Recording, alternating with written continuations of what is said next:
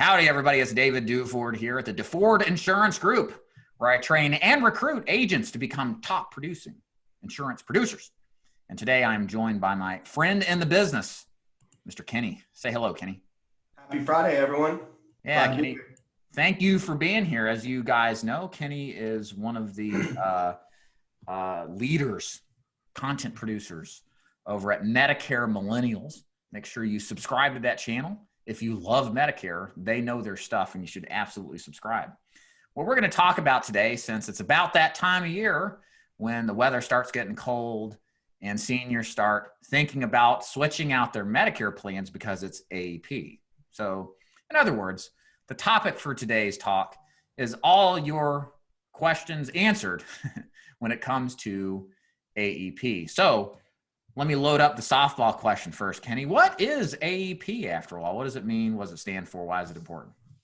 Yeah, so people call it a lot of different things. A lot of people just call it open enrollment period, or a lot of seniors don't know what the term AEP means themselves. They just think it's the time of year they can switch, and they're right. So AEP stands for the annual enrollment period. And an easy way to think about that is for Medicare Advantage plans and prescription drug plans, it is happy hunting season. Everybody's wide open. They can make their yearly election, whether they want to stay in the same plan, join a new plan, or disenroll from Medicare Advantage altogether. They can make that election from October 15th through December 7th, and it will always be effective for January 1. So they're making their decision for the following year. How important is it for Medicare agents to work AEP? Why is this such a big deal? Yeah, so as you know, I like to work year round because there's certain ways and certain markets that you can market to year round. So you won't have to use AEP. However, you're more niche down throughout the year. This is the only time of year where, whether they're low income, high income, no matter what state they live in, no matter their situation, during this annual enrollment period, every Medicare beneficiary is a prospect. So you're just going to have the biggest opportunity from a numbers perspective. And another reason it's important is because we're not the ones telling them this is open enrollment season as an agent. They know that. It is marketed on TV, in the mail. They are all very well aware that if they want to make a change, now's the time to do it. So it's ripe for the picking. They're ready to talk if you can get in there first. Right. Absolutely. So you've gone through AEP in the past, so you know what to expect, how it's going to happen. Kind of describe at this point, we're almost in September. What does a Medicare agent do to prep effectively to successfully have a good AEP season?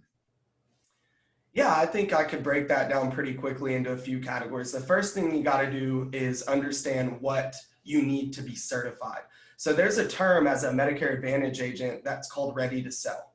And the carriers use it, and it's an industry term for agents. What that term means is that you have completed your AHIP certification, okay?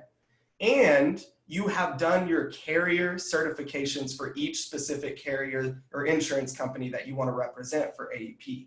And you can do your AHIP certification well ahead of time. Let's just call it in June or July, the latest. And then carrier certifications, which is an additional training for each insurance company, follows that. So that opens up usually around July.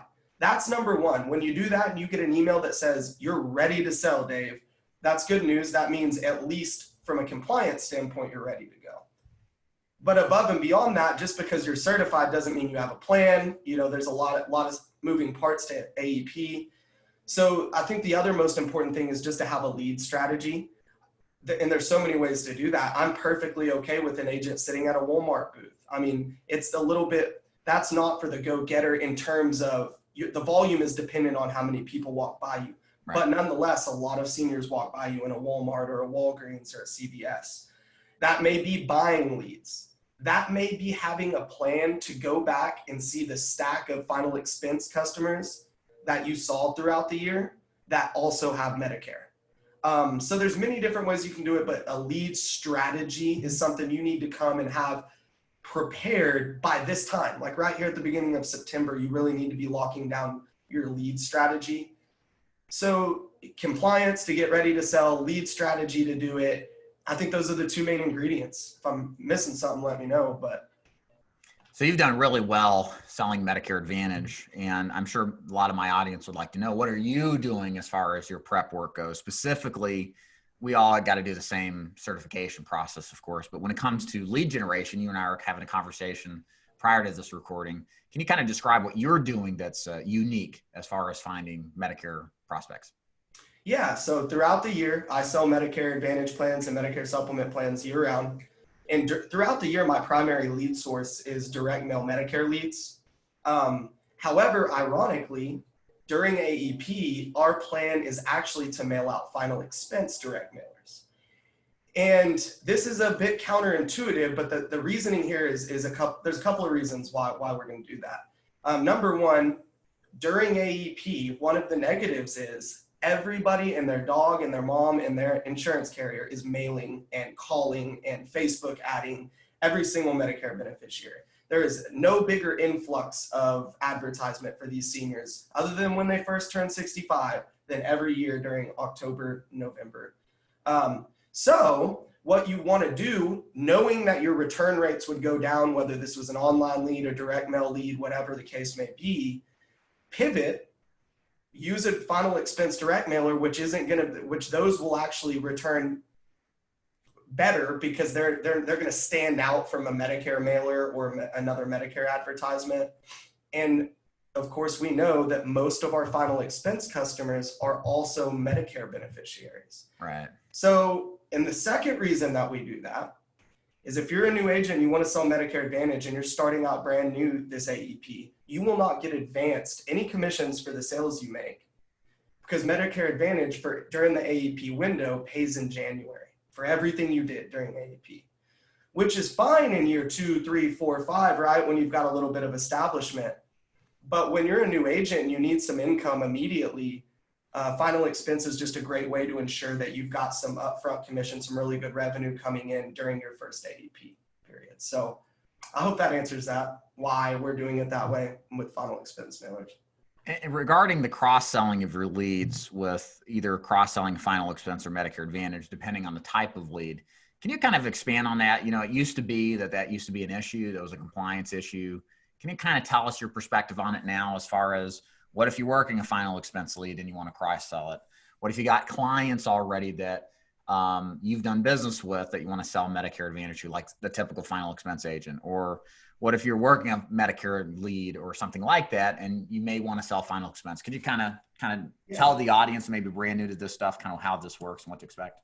Yeah, and just a disclaimer, I'm not a compliance officer and there are certain regulations, but what we do is we gather the best information we can, and AHIP teaches us a lot about how we can cross-sell. So for me, every single opportunity that I have to sit with a Medicare beneficiary, I'm at least going to discuss whether they have life insurance or whether they have, if they're interested in life insurance. Okay. So let's say that I go in, I meet with a Medicare beneficiary that was responded to a Medicare mailer. I'm just going to make sure to ask them, hey, are you currently paying for any kind of life insurance? And I don't present any products in that appointment. I take care of their Medicare need, get them enrolled or whatever I'm going to do for them on the Medicare side. And then a lot of times I'll actually book just an over the phone appointment because I've already collected I know if they have a policy, if so, what company it's with, how much they're paying, or I know they don't have a policy through my needs assessment and that they might be interested in it. So I actually don't do both sales in the same appointment because although a lot of people say that you can, there's a little bit of blurry lines. So I go ahead and take care of the Medicare need, but discover the final expense need. And then I'll either come back in person or I'll prep them that I'm going to do that part over the phone, maybe the following day or later that week. Now, alternatively, if you're going in on your final expense leads, it's really important to know that you can't just blindly solicit somebody that asked you about life insurance, a Medicare Advantage plan. So, but often they're gonna bring it up. One of the great little tactics is to wear "Ask Me About Medicare" pin or an "Ask Me About Medicare" mask. They're gonna ask you. Do you have a "Ask Me About Medicare" mask? I don't, but I have agents. I know guys that are doing that. Yes. The red, white, and blue says "Ask Me About Medicare," and it works. So what you're doing there is you're kind of, I guess you can say, you're baiting them a little bit to ask you about Medicare. You can get a scope of appointment signed right then and there. And once you're done, and have a completely new separate appointment regarding Medicare Advantage. And one other thing, if they're already your customer, okay, they're Dave Duford's final expense customer on the books. That is what they call an existing customer. So you're able to call them and just discuss Medicare changes or whatever's going on with Medicare, because you still have to get a scope of appointment and stuff, but you're able to reach out to them about Medicare because they're your existing customer. So that's how, just the tidbits I would give about cross-selling. You should be doing it, but you just got to be kind of have the idea that I just gave you will give you an idea how to do it. And this whole process, just some commentary for myself, this whole description of the cross-selling process has just dramatically loosened up over the past couple of years. Yes. There may be even videos of me on camera talking about Medicare, or old posts that I used to post about how Medicare Advantage was it was like working for the federal government without any of the benefits. And I think they finally got wind of the fact that there's a bunch of benefits, and we see it, especially in a special election period market where we're dealing with people below the poverty threshold. There's so many people that don't have good coverage. It could get way better, but nobody at the time wanted to come into this business and deal with all this, treating you like you're guilty before you're proven innocent, but this, I think, has changed for the better. And this is why, I'm big on pushing agents towards Medicare, to look at final expense, get into the Medicare game, build some residuals. This is what this business is so wonderful in providing, is you make money based off of efforts years ago that you did. And there's not all that much service work involved, beyond collecting the application and, maybe a little bit here and there. So cool. Well, and it's funny, as far as compliance with Medicare Advantage, I've had really no issues with that. I've never had a complaint. They'll happen. I know it will happen. Yeah. But really, I would just tell you, don't get lost in the details, okay? Take your AHIP, learn the basics. And there's a couple of main rules to follow. Number one, you always have a scope of appointment signed before you present a plan, okay? And number two, just always do what's best by the customer, and make sure that you check all your check boxes as far as due diligence while presenting a plan. Everything else will take care of itself. You don't need to be a compliance officer to be an awesome Medicare Advantage agent. I'm not, and I do very well. I don't have any issues with compliance, so don't overthink it and don't get lost in the weeds. That's not your job. Your job is to follow the basic rules and take care of your client, and everything else will take care of itself. Let's say we have a new agent that's starting Medicare Advantage during AEP this year. They've sold final expense, or maybe they're just brand new to Medicare. What's your prescription for them, no pun intended, when it comes to how many carriers or which carriers they should lead with? Do you have a kind of strategy to approach that with a new agent? I do. It's very detailed. I'll give it to you. If you're a brand new Medicare agent, first thing you want to do is ideally you want to find another successful agent in your area, because they're going to be able to open your eyes to the nuances of your area. Medicare Advantage varies so greatly from county to county, state to state, that you could have a stud agent in North Dakota and an agent in Florida, and their plans are just so polar opposite, they wouldn't translate to one another. Right. So you need to plug into, whether that's an upline or just another agent that's willing to talk to you and give you a pulse on what are the most popular plans. If you don't have that, okay, then here's a simple process. Go to Medicare.gov, plug in 4 or 5 zip codes surrounding you that you would like to work those markets. And it's going to pull up a list of every single available Medicare Advantage plan in your area.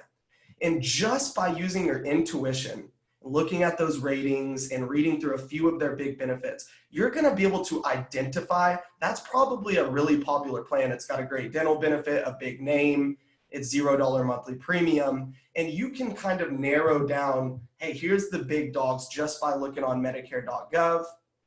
From there, take that information and get in touch with each carrier rep in your area, and then they'll kind of explain here. Let's just say a carrier, United Healthcare, might have 8 plans in your county.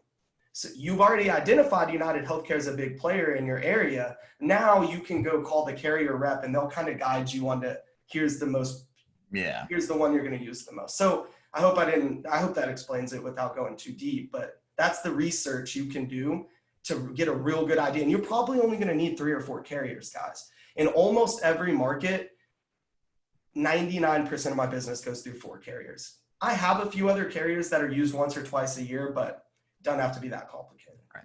I was going to follow up with that. So keep it simple.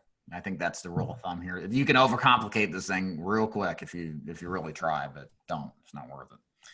So let's talk about your goal. So obviously you're in the running for all this, just as many others. I'm curious, what are some goals that you set for yourself as far as production or appointments?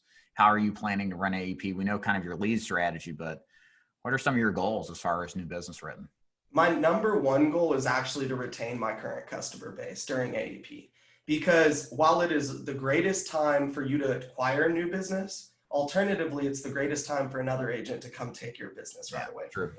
And so what you really want to be focused on when you get into year 2, 3, and 4 during AEP is servicing your clients just during that time of year even more so than you would before.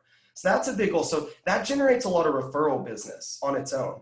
Right. Because if you're calling every customer and just making sure, hey, is there any issues? Are you having any problems? Do I need to come see you? That's going to result in final expense sales. It's going to result in retaining your business, and it's going to result in referrals. So believe it or not, I don't need as many leads during AEP because I'm mixing in so many current customers and referrals as well. Right. So that's a big goal of mine. Another big goal of mine, and again, I'm just very straightforward. I actually don't intend to sell as many plans in this quarter, or the AEP quarter, than I do the other quarters of the year, because I want to focus more on servicing my book and selling some final expense plans to give me a nice base of income for the turn of the year when I switch back to Medicare leads. So maybe my personal goal will be about 75 to 100 new enrollees during AEP, which is nothing. I mean, that's pretty good. That's way more than most agents do, but it's nothing outrageous. Like some of these, there's agents out there that'll do several hundred easily on their own pen during AEP. I kind of notch it back a little bit, because when January 1 hits, I'm back to the SEP market, and my goal is to write 500 new plans next year, starting January 1. So let's retain our business right now during AEP. Let's get some new business, and then let's rock and roll and reload to write 500 plans in 2021. That's the interesting thing about the business model that you teach, which is most agents what do? They pedal around for 9 months out of the year until it's AEP, and then they go do some kind of effort and then disappear into fishing or whatever they do, not work. Yep. Whereas what you teach specifically is this year-round market opportunity to sell all sorts of people that need our help, whether it's AEP or not. We call it the special election period market. And it's a great opportunity. If you're wanting to sell Medicare, I would highly advise you to reach out to Kenny at Medicare Millennials and see how they do it. They can teach you how to do this stuff and do it successfully and actually learn from somebody who's out there doing the same thing. So Kenny, thank you for your time today. I think that gives us a good overview of how all this works with AEP. Can you tell the audience, if they're interested in learning more, want to check out your YouTube channels, where do they need to go to learn more about what you do and get in touch with you? Yeah, in the description of every single one of my videos on my Medicare Millennials channel, we have both an email that you can email us directly at, or we have a website. It's medicaremillennials.com, and there's a contact us link, and there's a little bit more about Ethan and I, my partner at Medicare Millennials. And I will leave you with one other little tip. That's how you can reach out to me. For any of you new agents out there, I just want to say this: don't limit yourself on your leads. You want to work all income ranges, and a lot of people get confused and think Medicare Advantage is only the low income market. Mm-mm. I had to throw this out there, but just know during AEP, it's the whole range, of incomes that you can market to. And you're not so limited on people that you can advertise to. Right. Absolutely. Well, Kenny, thank you for your time. Guys, check the links below. I'll send you directly to Kenny's website and channel. Thanks for having me, Dave. You're welcome. See you next time. Bye. See you, man.